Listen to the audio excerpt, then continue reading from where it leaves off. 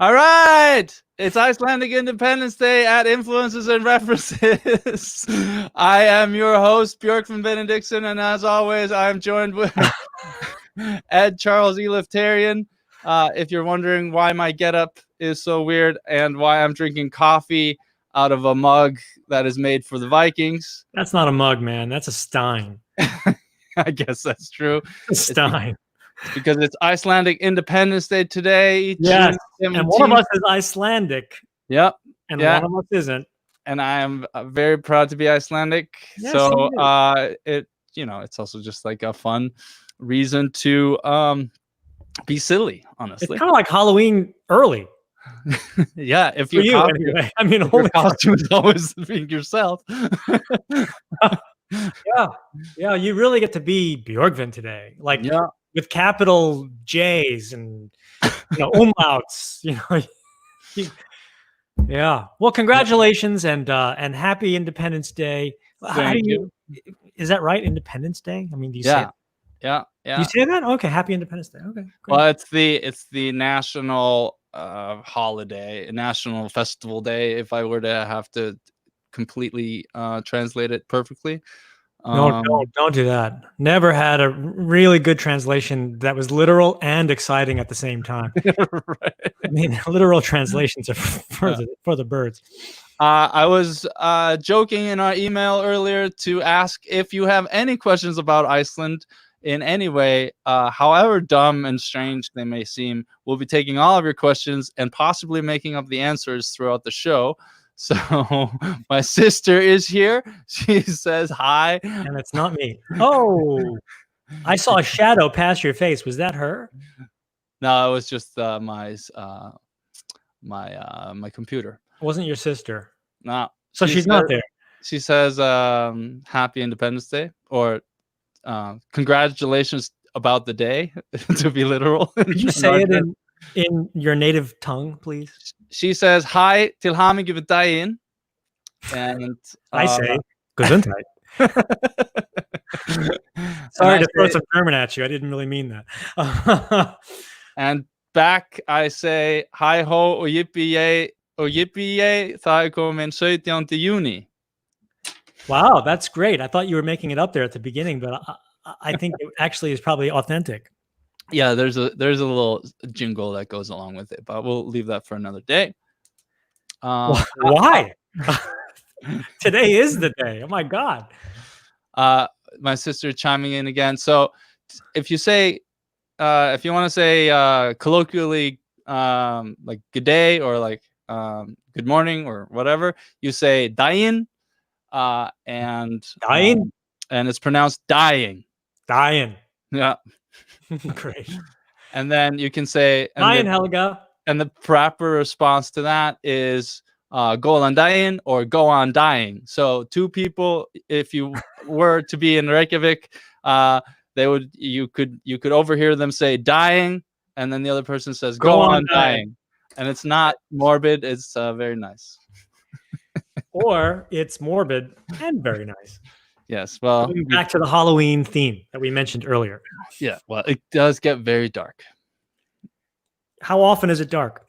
It is in the wintertime, it goes up to 20 or so hours a day. Right now, it's sun every hour almost. Wow. The sun shines every hour of the day.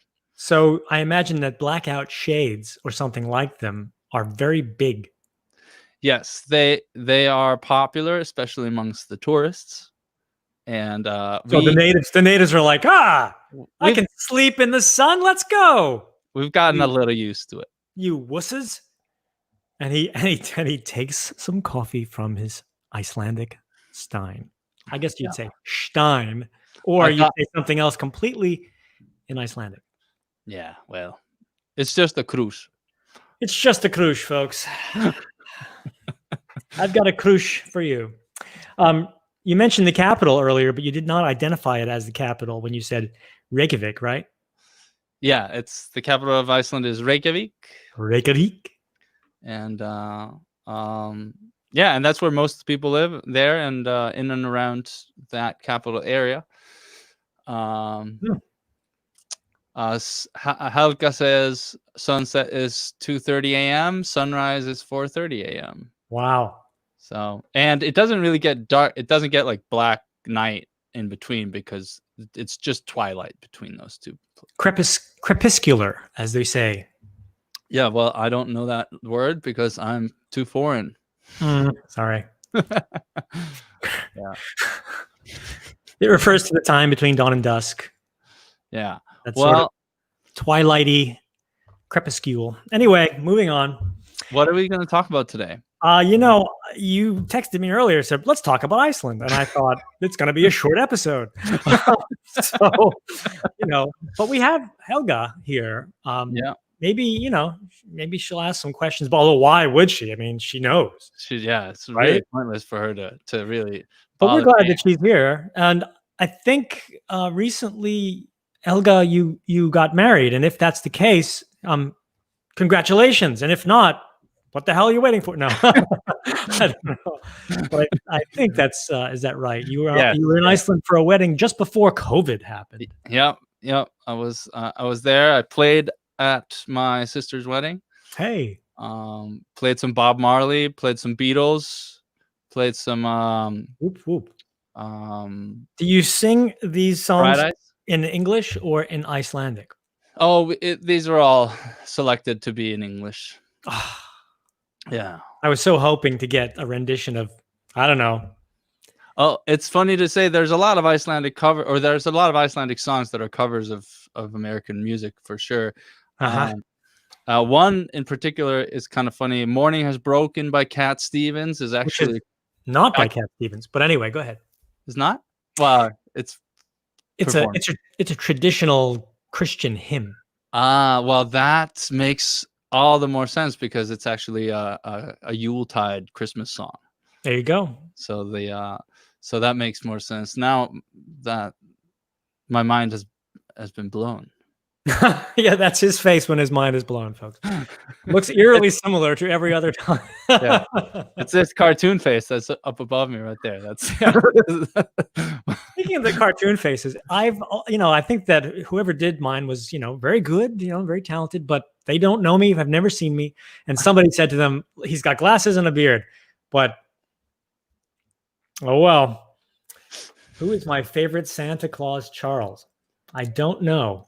Well, do you know that there's 13 Santa Clauses in Iceland?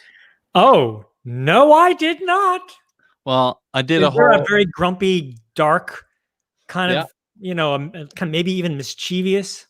Yeah, he would be my favorite. They're tricksters. They're sons of trolls, and they come down one by one 13 days before Christmas and terrorize the town folk. Wow. Yeah, I created an entire Yuletide series last December about it.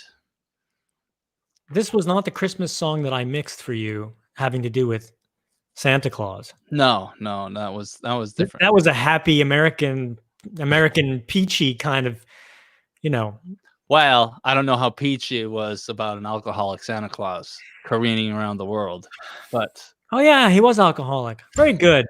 Very good. I'm glad. You kind of look like them before we house train them. That's hilarious. Don't know which one of us she's talking to, but I have a guess. Yeah, well, she wouldn't insult me like that. No. And she's too far away for me to kind of. Well, I wasn't sure if we'd talk about any. Do you know any Icelandic music? Any Icelandic bands, Ed? Sigur Rós, of course. Is that right? Yeah. I don't know how you say it, but I've never heard anybody ever say it correctly. So maybe you can do that for me. Sigur Rós. Gesundheit. So that's my response to everything, folks. It's fun. Sigur Rós. Yeah. I started listening to them, I don't know, a decade or more ago. Because I discovered them, I don't know how, probably on that blog I mentioned last week with the blank, the F-bomb in the middle of the name of the blog. We blanking love music. Right. That's right. I should look them up and see if they're still at it. But anyway, I think there was an album cover with them. It looked like there was some sort of a child in a placenta or something. And Funny you should mention that. I have in front of me the 100 best yes. albums of Icelandic music history.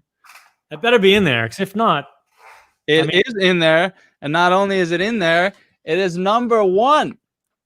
Oh, hey, it is. It's kind of like a placenta alien angel. Yeah. With hooves. Yeah, I think those are hooves. They look like hooves from here. It's a beautiful record, really interesting sort of post-rock. It is. Post-rock is exactly what I'd call it. Exactly what I think the genre is, which I've forgotten all about. Yeah. The rock. Funny story, when I lived in Madrid back in 2008, I had they played down the street from where I lived, and it sold out in about 4 hours, but since I was in the audio industry, I managed to figure out who was on the team, and I got some tickets, which is, just a real nice version of nepotism in a certain way. Oh yeah. You worked it. Yeah, I worked it, and that was easy to get. So I took a friend with me, and then the band that was touring with them, they were called or Arc. Well, I don't think they're around anymore, but they were called For a Minor Reflection, that opened up for them and toured for them. And I had done a lot of live sound at this place called the Old Library, where they performed that on occasion, and so we knew each other. And I had backstage passes to that concert too, came included with the tickets. So we went backstage afterwards, and I hung out with For a Minor Reflection, and chatted with them, and just asked them about the tour and that sort of thing. And and then at one moment after Siuros is done playing, they come in, and Jonsi, the guitar player and singer and the main front man, comes in, and he sits cross-legged on the floor and starts doing magic tricks or card tricks. And so a very interesting night all around. Card tricks are magic tricks. Yes. But there are magic tricks that are not card tricks. Oh yes. There's this Netflix show, which I guess I'm going to plug in a second, Magic for Humans. You ever watch it? No. Magic for Humans, man. Whenever I'm making dinner, which is every night, I throw it on, and makes me happy. Okay. Glowing recommendation from Ed. Well, I don't know. Glowing. I glow when I watch it. I guess I really love magic. So yeah. Cool. Well, there's lots of magic in Iceland. We believe in we're got trolls and Santa Claus rolled up into one. And elves potentially. Yeah, I got a lot of that growing up. Elves, Eleftarian. My last name Eleftarian, which you always slightly mispronounce as Eleftarian with the long E sound, but whatever. It's better than Elephantarian, which I got a lot of. Elfman. I got a lot of that. Oh, Jesus. Whatever. No wonder I go by Ed Charles. All right. Oh boy, look at the live comments. Just dead as a doornail over there, except for Helga. No offense, Helga. Well, Zach is just thanking me for something that I helped him with yesterday. He was looking on information for a virtual assistant. He's working in the industry, and so thank you. I hope it works out for you. Thanks for showing up there, Zach. Yeah, and nice. Just in case anybody was wondering, Iceland is green and Greenland is ice. Yeah, they flip those around to kind of throw you off the track. Anybody who would like to come in and settle or conquer or something like that. Yeah, we're calling Iceland. I think we did it to just throw people off. Yeah, well, it worked. Yeah, well, nobody lives there. There's only like 350,000 people. Yeah, it's like the most sparsely populated country in the world, apparently. Yeah, and then the best athletes make the soccer team. Right, because well, we know why. Yeah. And the soccer team did a great job in the World Cup, the last World Cup. They were the sensation that the whole world, the whole soccer watching world, or the World Cup watching world, really got behind Iceland. They were the sentimental favorite for such a long time. Very true. Yeah, they were great. I hope to see them again in another couple of years. I'm looking forward. Yeah. Well, I think 2022. We should have events by then, right? I heard that the English Premier League soccer football league, I guess you say, started up again today. So I don't know how that's going because, well, you're not 6 inches or 6. You are 6 inches. Not even. You're not even 6 hairs breadths away from people. So I don't quite know how it's going. I don't know. Your state, Arizona, Not holy doing so mackerel. well. Not doing so well. Not doing so well at all. You're topping the charts and like we're screwed. Yeah, my Corona. Yeah. Yeah. It's not just you though. You're in real good company. Do you think it's in bad taste to create a My Sharona cover that's my Corona? My wife and I have been doing that since I think day one. As soon as it happened, Corona, there was first the beer, which I was like, whatever, maybe it'll help them sell some more. Not my favorite, but if you've got a lime or two, you're in better shape.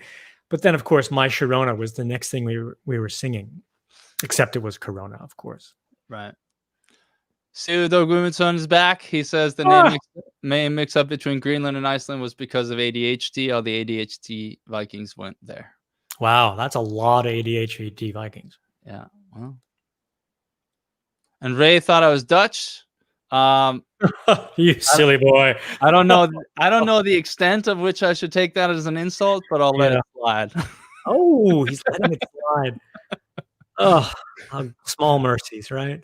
He let it slide. But enjoy your Guinness, Ray. Yes, grab a Guinness. I wish you could grab one for me. You can drink it yourself, but you could say this is for Ed. A Guinness. Helga is back, and she asked what the Icelandic Independence app is. And I believe this is the app where you can either make sure that you're related before you have a one-night stand, or the app where you can trace your ancestry down to the Vikings. I can't remember. I thought it was like a library term because it looks like lending a book, So I was like, oh, they've got a system, but no, it's not about that. It's about incest or preventing it before you jump in the sack with somebody. That's great. Well, you need that in Iceland. Yeah. Where everybody is probably related in some way. Ray will grab a drink for you and have it. Thank you, Ray. Enjoy. If you have any questions about anything, let us know. Iceland. I mean, we're opening things up. Well, I'm going to take this opportunity to randomly find one of the 100 best albums of Icelandic music history. And in 44th place is Homogenic by Björk. Of course. I think it's by Björk, I guess, is what you say. I think her entire discography is in this book. Well, sure. Yeah. Wow. And there's a reason. There's a reason we both moved from Iceland, because we didn't want to have sex with our cousins. Again.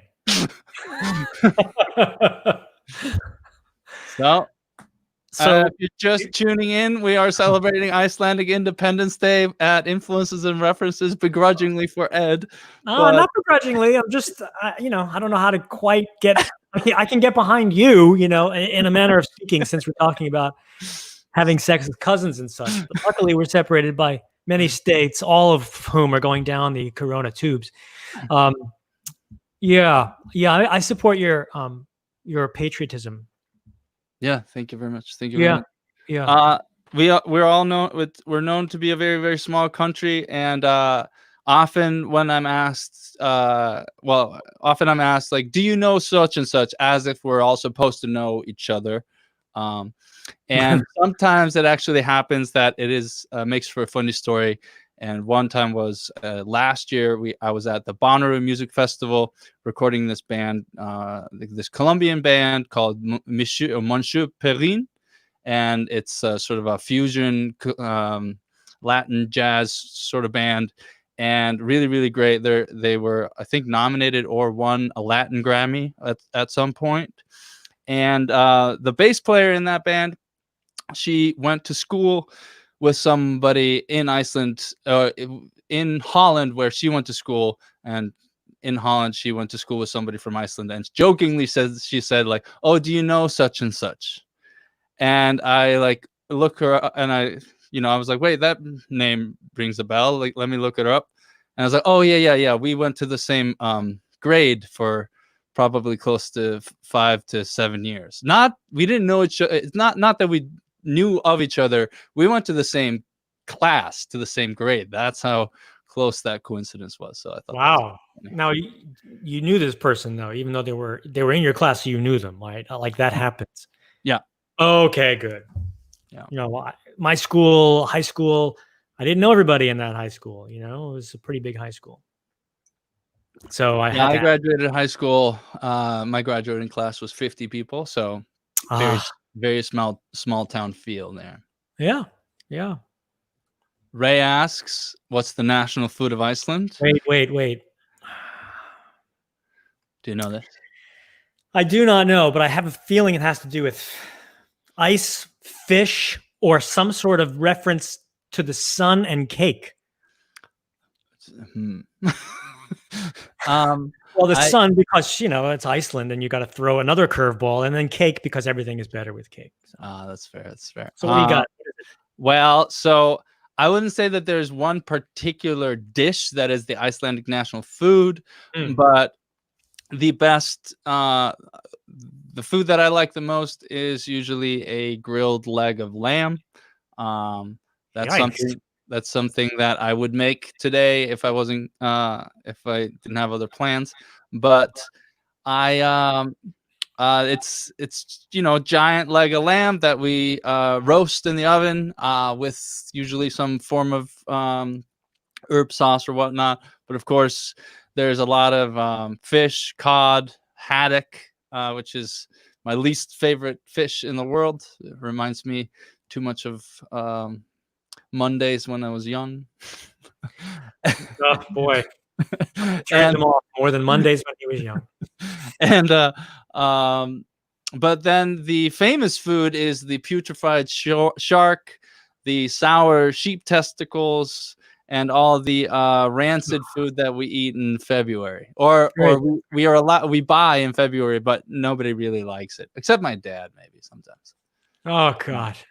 And then sheep head too. That's you can buy the head of the lamb and that's what my dad usually brings home to eat for lunch.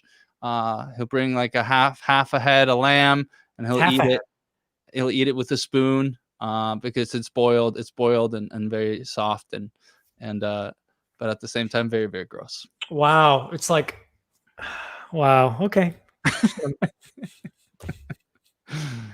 All right. Yeah. But you're not you don't like the head. No, I'm not a big fan of the gross food. You like the leg, the other end. Yeah. Well, I always imagine it's a hind leg, but I guess it could be a foreleg. It's probably a hind leg. I think it's a hind leg because you got the nice hind quarter, which is where the meat, nice meat there. It's pretty big too, so I'm assuming we don't have mutated giant sheep in Iceland. Well, I wouldn't be surprised if you said you did.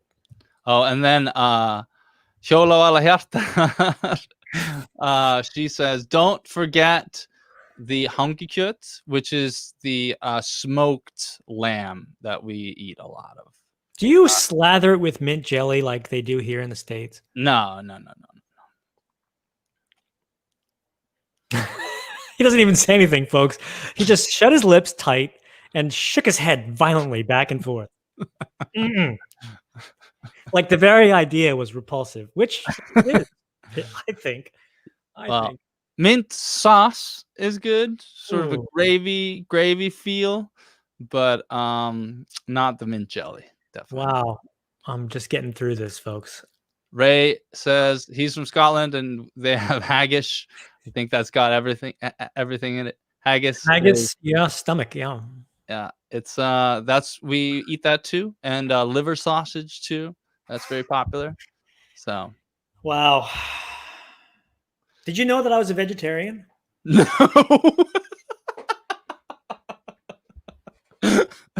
Are you really? Yeah, well, we started eating meat again recently, very select times and kinds. ruminants actually. But anyway, this has been a very great segment of our discussion. Yeah, you want to move on from food? No, I don't know. I don't really know what I want here. I have a sneaking suspicion that we're not going to have a single question that has to do with something other than the topic, Iceland. Yeah, well, And I think it's time to draw another album from the crowd. yeah, why not? Say stop. Spin the wheel. Say stop. Stop. It's Himnasending by Nidunsk. Nidunsk. Yeah. Yeah, I love their third album, Krushkveitnik. It's actually a very important record for me because I remember being given this when I would have to say between the ages of 10 and 12. So I probably got like a cassette player, like a portable cassette player, and this has a cassette that I could listen to. And what this definitely has, it's a solid record and has a lot of really great really great tunes, great songwriting, great production. What decade? What genre? Where are we? We are in, it's sort of pop rock in a way. Okay. It was released in 92, so which would have made me 7. So maybe I was 7. I don't know. So is it like the Icelandic version of ABBA? No. Pop? Well, it's more skewed towards maybe like a folk rock feel than pop per se. Oh, okay. Closer to the Eagles than ABBA, although not very close to the Eagles at all. I'm just gonna say, maybe pre-Joe Walsh, maybe more bandy than poppy. Yeah, some very good instrumentalists there that are still very well known in the industry. Randy says, to me, Iceland seems rather progressive politically. Has that been the case for a long time? Generations, what do you attribute that to? Well, if my dad was here, he'd have a lot to say about this. Let's thank that he is not here. Like another small mercy. But no, take this one, Björgen. I would like to hear the answer. It's been progressive for a pretty long time, but there's always, there are one of the things that I think the US lacks politically is more than 2 political parties. Yeah, it would be good to have a third one at least. Yeah. Well, there are many, but never gets any traction. Yeah. Right, because in Iceland, a lot of times almost always you have to form a majority with another party, which means that you have to work together and you have to work towards something, like a mutual goal, and I think that creates a form of teamwork that bipartisanship doesn't do in this country. Obviously, progressive in like feminist values, like we had the first female president, first lesbian prime minister, those sorts of things. So obviously things have to be progressive before that happens. That doesn't just happen overnight. But we've been around for a really long time. I think it's the oldest parliament in the world. It was founded in the 800s. So we've I guess figured out how to work together, but I don't have a lot more to say about that because my poli-sci of Iceland kind of ends in anecdotes, because I don't want to say the wrong thing and I also don't want to say something that isn't true. But yes, it feels very progressive, and there's a lot of teamwork, and people have to sort of work together. Political parties have to work together. From across the spectrum, from hard left to hard right. It's LCR panning all the way in Iceland. It's a very homogenous society. Yeah, and that's also one of the things that makes it easy, but at the same time is can be construed as a negative is because we are very homogenous in general. Also very few. Eva asks, which musical genre is the most usual listen there? Is there reggaeton? I don't know whether there is reggaeton now, but it's usually rock and pop rock is pretty popular. There's a big surge of rap in the last few years for sure. But if you watch the movie, there's this movie. It's definitely not up to date, but it's a really, really good one to watch. It's called Screaming Masterpiece, which is the documentary about Icelandic music. Yeah. And it's a very, very good watch. I highly recommend it when it comes to understanding sort of what the melting pot of musical genres are in Iceland. Ray has been looking up some interesting facts on Iceland. Beer was banned in Iceland until 1989. Yes, that's correct. So there was no beer. There was, well, I can't remember when it was banned, but it did get the ban was lifted in 1989. We did a beer tour or beer history tour, me and my wife and my parents. You caught up. Back when we went there a few years ago, and it's all political because we used to have a U.S. Army base and an English Army base before that. That was, that happened during World War II, and so there was prohibition in general, but then it was like political. You could still drink on the base because it was technically another country, and then you think of all the incentives to market and sell, and then it was taxed. So it's all a big political mess, as is most capitalism in general. But what about other liquor, spirits? Is that included, or are we just talking, only beer? Beer. Yeah. Beer? Yeah, they lifted it. They lifted the other spirits before that. They lifted the other spirits. Well, yeah. And back to the Halloween metaphor. Okay. Now, what about pot? It is illegal, very illegal, I believe. Oh, it's very illegal. Still, but I think that I read some story about that per capita we still smoke a bunch of it anyway. So, hey man, I don't understand the whole hypocrisy between pot bad, alcohol good. This makes no sense. Anyway. Oh, and Ray says you can relate to this one, Björkvin.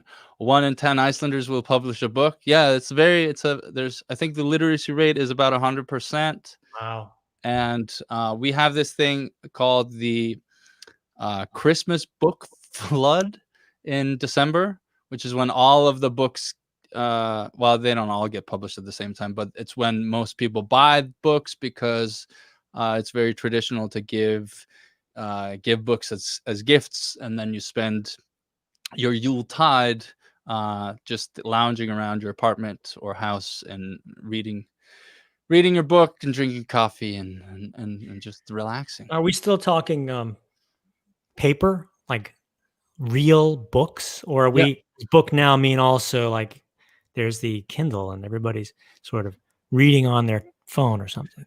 Well, there's definitely a lot of that. I personally prefer the Kindle over anything else, because it's just ease of use and it's just portability, compactness. Yeah.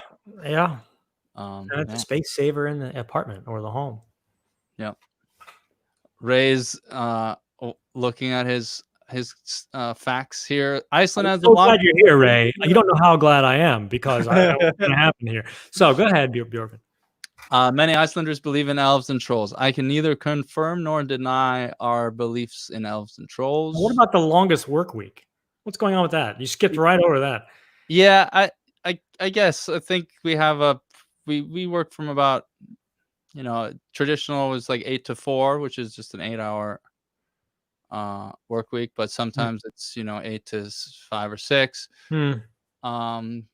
but we're pretty, as they say, we're pretty duglig, which means hardworking, I guess. Ah, yes. You are personally very duglig. Yeah. Well, what else do you want to talk about?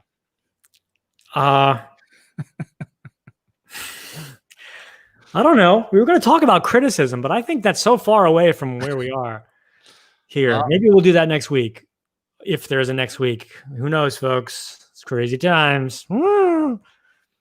Well, let's. Is it time for another record? Yeah. Why not? Why not? Right, Start from the front of the book and go the other direction now. All right. All right. Ready? Yep. Stop. The album Geislavirkir by Utangarðsmenn, which is a punk rock record. Hey, now what year was that? In the 80s sometime? Yeah, it was 1980, 27th of November, 1980. Wow. Has our one of our most well, I don't know how to describe him. Beloved is not necessarily the right word, but he's very treasured at the same time. His name is Buppi, and he was the front man for this. And I wish my name were Buppi. Okay. He went on to do. He's had a very, very long career. Started as a punk rocker, and has done all sorts of records, both folk and rock, and even some Havana fusion Latin inspired stuff, because I think he had an era in which he went to Havana, Cuba, to make a record and stuff like that. Let's see here. They want to pick a number. I think that's a great idea. Yeah. Can we pick a page number? Do you want to pick a page number, or you want to pick because it's the 100 top records? Yeah, let's just keep the number between 1 and 100. Yeah, we can do that. All right. Ray, pick a number. Get a number in here. Pick a number. We'll have to wait for that. Bada swing.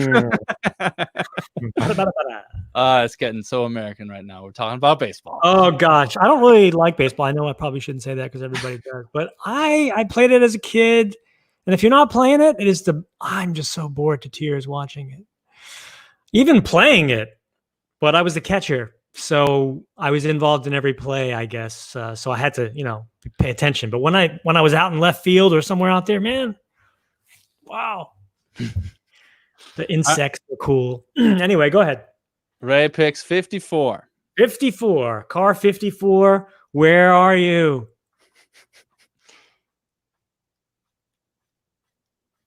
Oh, this is a good one. Well done, Ray. This is Jinx by Quarashi.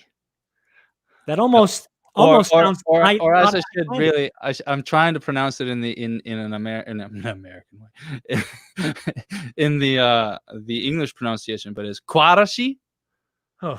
But this is a really good record. This is a rap hip hop album. Huh. Created or published in 2002 by Columbia Records.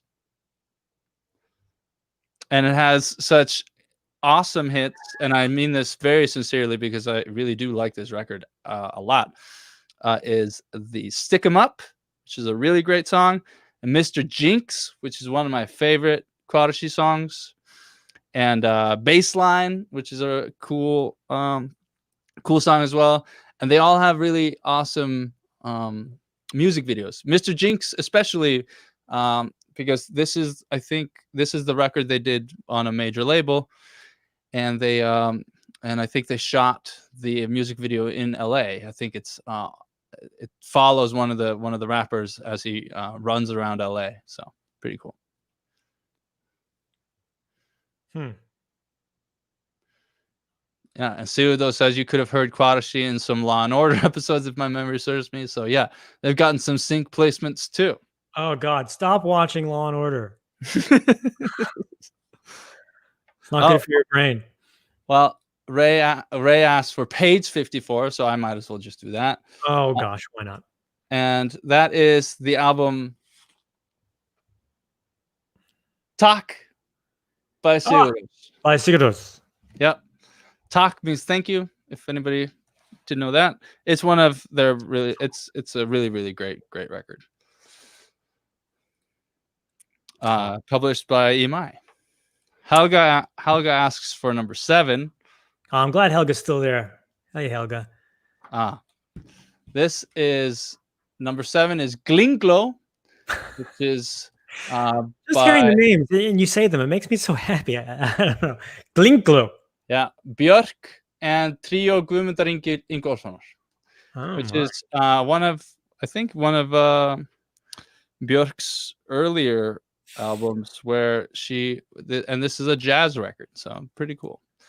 It shows her versatility and range. About maybe 20 years ago, Björk, however you say her name, I'm so sorry, but Björk, I'm going to just go on butchering it for decades now. She was in New York and she did a concert that was not publicized at a church. I think it was St. John the Divine, but it wasn't in the main church. It was in the nave. It was in the smaller church, not church, space.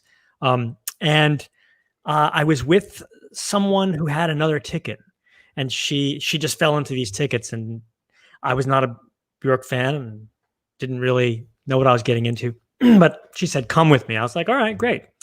So I was there with, I don't know, maybe 80 people, maybe less. And Björk came down the aisle in her white kind of, gossamer dress. Yeah. And she sang a cappella for, I don't know, maybe 40 minutes, 45 minutes. And the sound in the space was great. I mean, obviously. Oh yeah. Yeah. I don't remember much of and I'm not complaining, but I don't remember much of a visual spectacle, but hearing it was great. I remember that. Cool. Yeah, that was sort of once in a lifetime kind of thing. Alex asks, do Icelanders have time to enjoy the natural beauty that surrounds them, or does it blend into the background of life? And do tourists take away all the fun? Oh, it's a edgy question right there at the end. I would say that it definitely does blend in, but we do tend to enjoy nature, especially in the summertime, because we all enjoy being in the sun when it finally shows up, and if it wants to hang out that day. We tend to travel a lot innanland, which means domestically. And there's always a lot of festivals and fun things to do in little towns, fishing towns, fishing villages around the coast, all over Iceland. There actually we watched this weekend, a really funny mockumentary about the fact that Iceland has all these strange festivals. And I don't know if you've ever seen Documentary Now by Bill Hader and Fred Armisen. So they made this documentary series that's all just made up, and one of the episodes is making fun of the fact that there's these weird festivals, and one of the towns that is half made up, half not. But the festival is made up because we celebrate Al Capone days. So everybody dresses up. I don't understand. What? What did I just hear? That's exactly the right response. I'm so glad that I fit it in perfectly. So what is this, Al Capone days? What are you talking about? Yeah, so in this mockumentary, this is not a real thing. Okay. I thought we crossed back into reality, and I was like, what is going on? Well, it seems like they thought it was so funny that we have all these funny days or funny weekend festivals all around Iceland, like the Danish days or lobster days or things of that nature. And so Danish, they came the pastry Danish. Huh? Yeah. Okay. No, the country. The country. Yeah.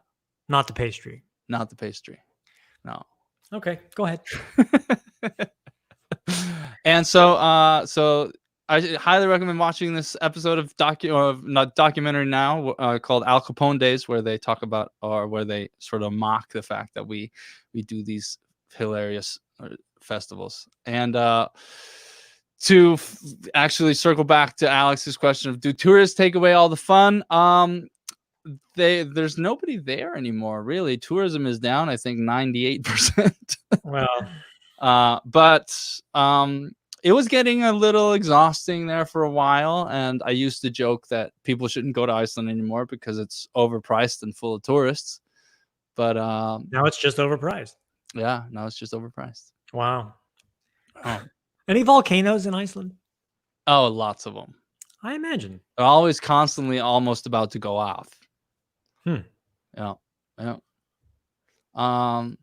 Ray, back with another factoid. More than 60% of the Icelandic population live in the capital city, Reykjavik, or the surrounding towns, which is wow, really? Yeah. So I'm from one of the towns around Reykjavik. So, yeah. Why did you leave? Why did you leave Iceland? Touchy question. I just realized, because Helga's here. Hi, Helga. And this is probably going to get back to Dad, who's not here, but can talk a lot about politics. So, well, no, I mean, I moved to Spain to go to audio engineering school, and I met my wife, or met a girl in Madrid, and then decided to move to the US to see what was up, and I never really moved back. If I were to dissect the reason for it, it would be that I believe that there are more opportunities outside the shores of Iceland than inside. And I think that it was just an opportunity that I couldn't pass up. Yeah, and you're an entrepreneur. You really, really are. And it seems like you need those opportunities. And so that makes sense. Yeah. Helga does say about the festival weekends in the summertime. It says it's just a reason to go camping and drink when you're young, and then something to do when you have kids. Huh. Yeah. Oh, and then Randy asks, is seeing the Aurora Borealis just an every night thing there, or is it still special to see? So the Northern Lights are, show up when they want to show up. They're pretty fickle. My wife Liz hates them because she's been to Iceland about 5 or 6 times now, and she's never gotten a real opportunity to see them because they're never around when she's around, and now she's starting to believe that they are actually completely made up.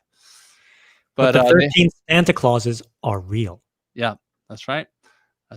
And but it's not an every night thing there because it requires some special magnetism or whatever. I don't know the actual physical atmospheric conditions for them to appear, but they are around. Correction here from Ray, who sums it up nicely. The Northern Lights can be seen in Iceland from September to March. Yes, they can be. Sometimes. They can be. It was funny. I was on tour in Alaska a few years ago, and it was the beginning of August, and we could see the Northern Lights there in the summertime. It was the first time I ever saw the aurora in the summertime. Which is kind of cool. Yeah. Never seen it. We've been speaking about Iceland for 48 minutes. Huh. That's we with a small W. Yeah. You want to pick a number? A little bit, little bitching in. I asked about volcanoes. I made a couple of jokes.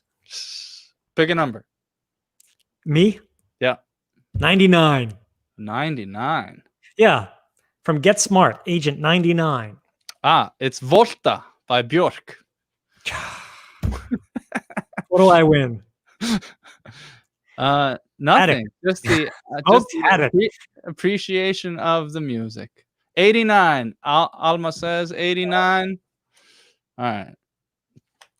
And this book was written by a really great guy, a friend of mine, Arnar Eikert Thoroddsen, and we went on a walk, Reykjavik music walk. If you ever go to Iceland and he's still doing the Reykjavik Music Walk. It's a city tour where you walk all around the city center, and he talks about the history of Icelandic music. Wow, man. 89 89. is Wine for My Weakness by Peter Ben, which is a really, really, really great record. Peter Ben is also a good acquaintance of mine. He's a really good friend of mine's brother, and this record it's very cool, sort of indie folk rock. Huh. Man, so far every record is a good one. Maybe we'll find a stinker. Well, it's 100 best record or albums. Out of how many? That's a good question. There's been a lot. Sorry, I asked it. Let's go to number 13 for Ray. All right, 13. The Fisherman's Woman by Emiliana Torrini. Have you ever listened to Emiliana Torrini? No. Well, you should. Was it a great album? Oh, it's a great album. There it is. As they all are, of course. There it is. What's the genre, please? I would say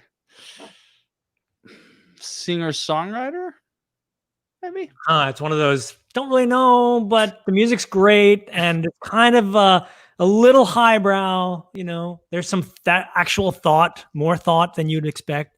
Okay. Okay. Theodore says page 42. Page 42. Whatever's on page 42. Oh, that's just the next page here. Life's Too Good by the Sugar Cubes. The Sugar Cubes. Now, Randy, after Sigurdor said page 42, wrote a comment about the Sugar Cubes. So it's a little synchronicity there. A little weirdness. Go ahead.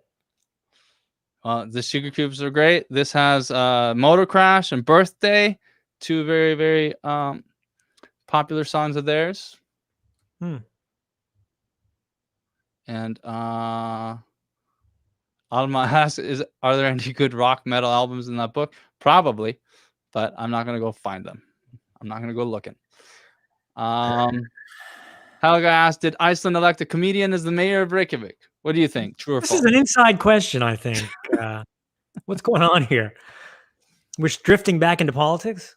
Well, I can mention this. So Jón Gnarr is one of our most beloved comedians in Iceland, and back in right after the economic crash of 2008, he ran as the mayor of Reykjavik with his party, the Best Party, as a joke to start with. But then they gained so much traction because I think the general population was just so sick of the status quo politicians as usual that he gained the traction necessary to become elected mayor of Reykjavik. And I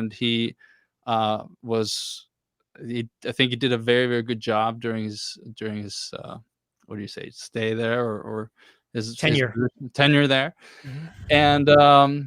And there's a really good documentary that I think you can watch on Netflix. It's called Gnarr, Gnarr, and I think you can find the trailer on YouTube, and it's really, really funny. I've watched it multiple times. That's part of the plot of Brewster's Millions, starring Richard Pryor and John Candy. Do you know this movie?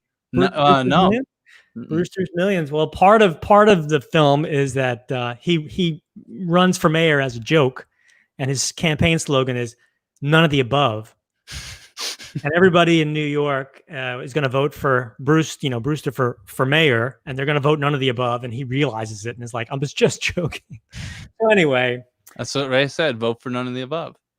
Vote for none of the above. Ray also asked for 69. And that is the little cheesy face there. Yeah.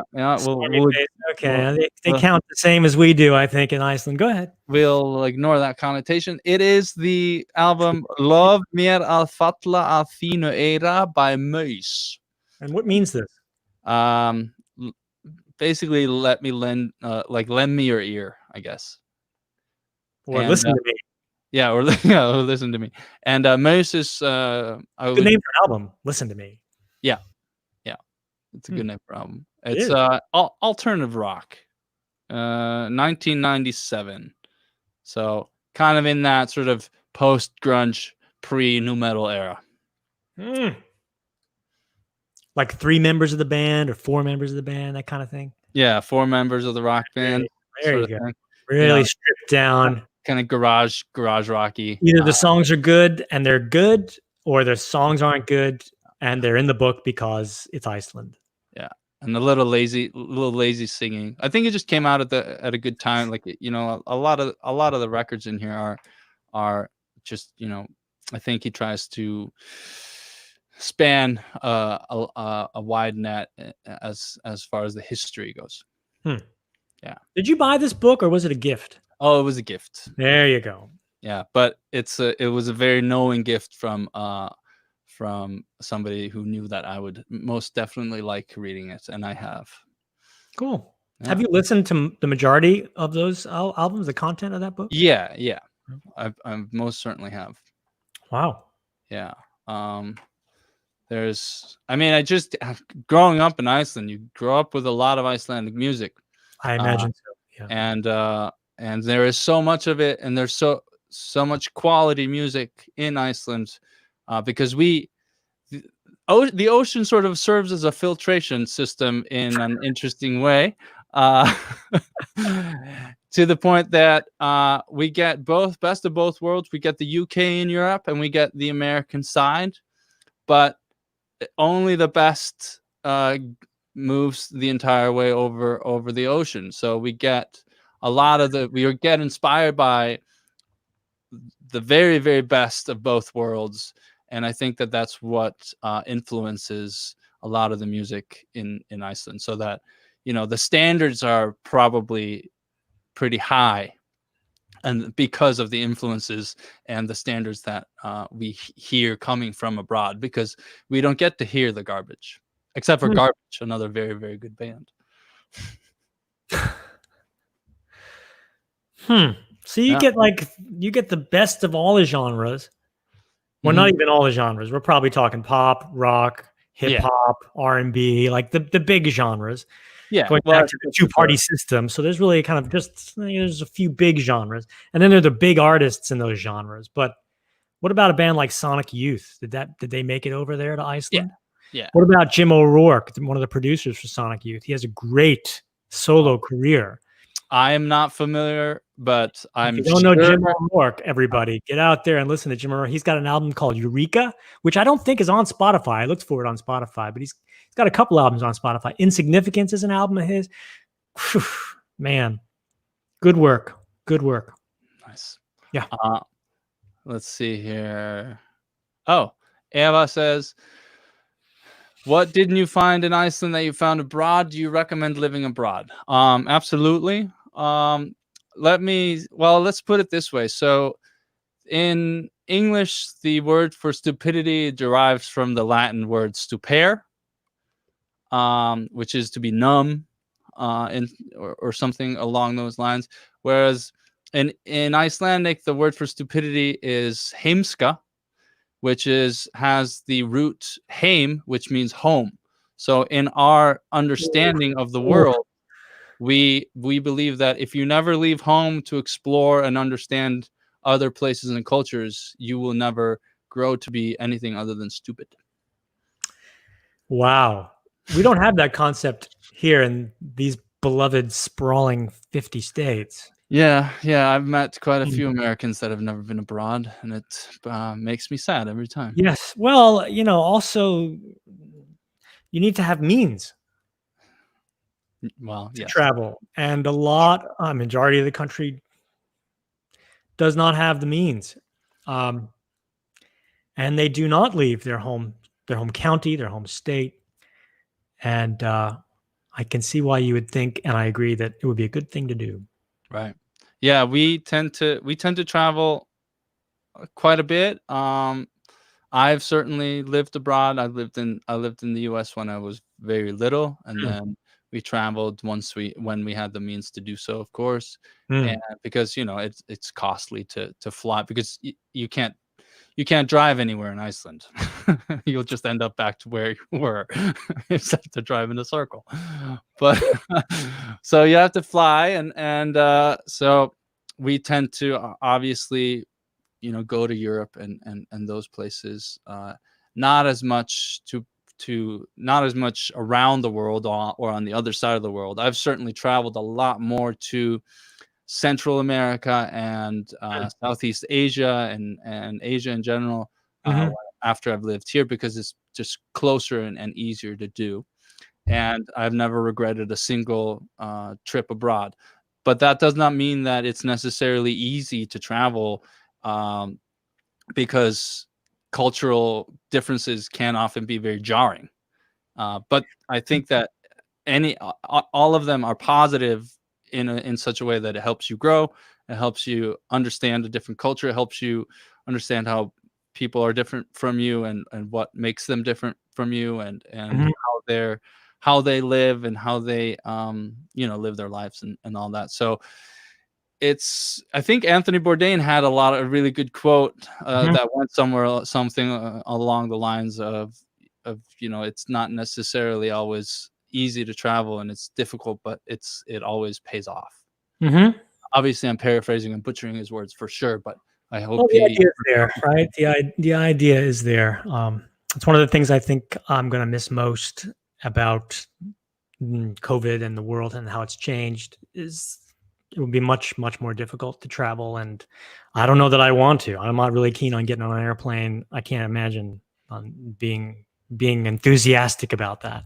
So yeah. So we're in East in Southeast Asia, Bjorgen. Well, I've been to Vietnam. Mhm. Vietnam is definitely one of my favorite countries. Um, like by far, it was beautiful country, amazing people, great food.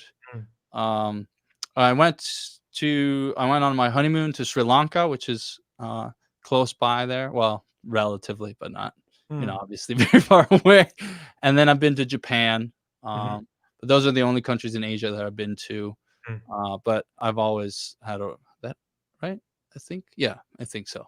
Mm. I don't think I've been any other ones, but Japan, again, amazing. Never been as culture shocked as I've been in Japan, Yes. just because of the fact that you can't understand anything, because none of it is in everything's in the Japanese characters. Whereas in Vietnam, at least they use like the normal alphabet, or the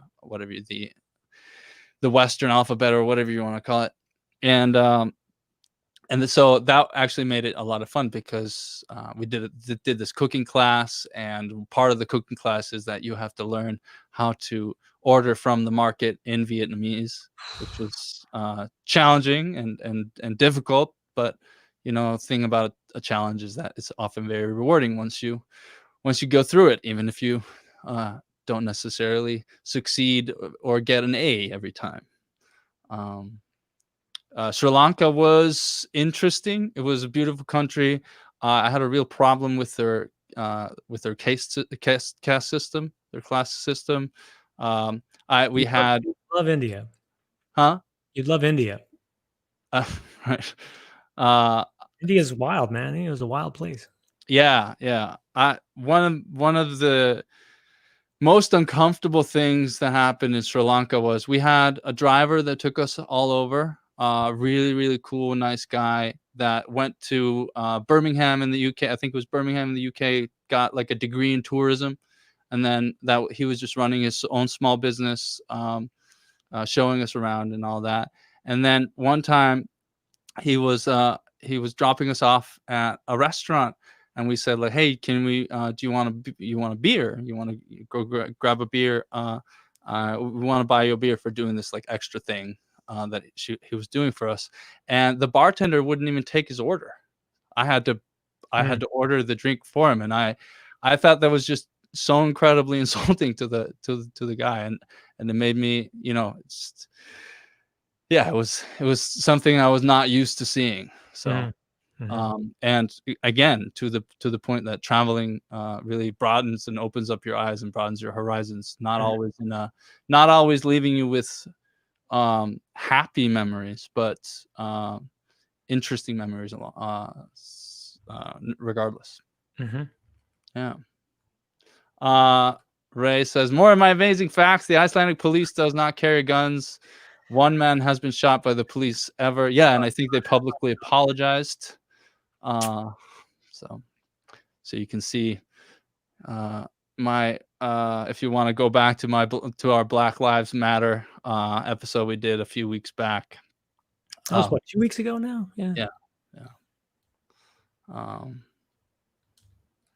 And Alma asked, Björkman, did you ever work in a studio in Iceland? Would you ever go back and start a studio there? I would. I didn't work in a studio there. But I did do a lot of live sound. So I worked for a sound reinforcement company and did live sound for her concerts and events. I don't know if I would go back and start a studio there. I think it would be easier for me to start a studio here. And at the moment, I'm perfectly happy in my home studio. Yay. Yeah. Well, it's been an hour and 5 minutes. I'm sure people have already gotten sick of all of these Icelandic facts. And so Can't imagine that. Come on. My mind has been expanded. Has it really? Yes. Yes, it has.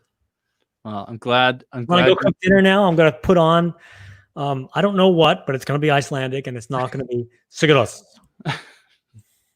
Well, let's do one more record here. I'm gonna pick it personally. Pick one, yeah, and you can maybe turn me on to it, and I'll listen to it as I make dinner. Bye, Ava. Have a nice day. Ava. Sorry for getting that wrong. There's so many good ones. We don't have McDonald's or Burger King. You're probably very healthy. Very good. I'm gonna pick this one. Okay. It's because I think you might like it. Oh. It's Gæti eins verið by Þursaflokkurinn. Wow. I got to write this down. There's no way I'm going to remember. I'll send you a link. That would be great. To be honest, I should have had somebody just like put in the Spotify lists here in the comments every time, but maybe later. But Þursaflokkurinn is one of my dad's favorite bands. Hey. And it kind of has a weird Steely Dan fusion feel to it. They're all very, very good musicians, and they have and this record in particular is more pop rock fusion than maybe some of their earlier work that were they would do variations of Icelandic folk songs, which are even stranger, although very good at the same time. So I'll send you the link to that one, but send me the link. Definitely one of my favorite records. All right. Thank you for enduring this episode of Influences and References. Oh man. You're not saying that to me, but you're welcome. Right. Randy, thank you. Well, thank you for sticking by. Thank you for sticking around and tuning in. And I enjoyed ranting about Icelandic music and culture, and hope to do so again sometime. But I'm sure it won't be. Maybe this time next year. I don't know. This was kind of groovy. People might be into it. They might come back next week and be like, "Wait, I got a question." That'd be great. That would be great. Well, talk, everybody. Isn't that thanks you said earlier? Oh, talk. Yeah. Well, so my pronunciation was not exactly right. So talk. Talk. TikTok. Talk. Sean said no. Bless. Thanks, Ray, for all your contributions, especially as a shout out to you. Thank you. Yeah. Bye. See you next week.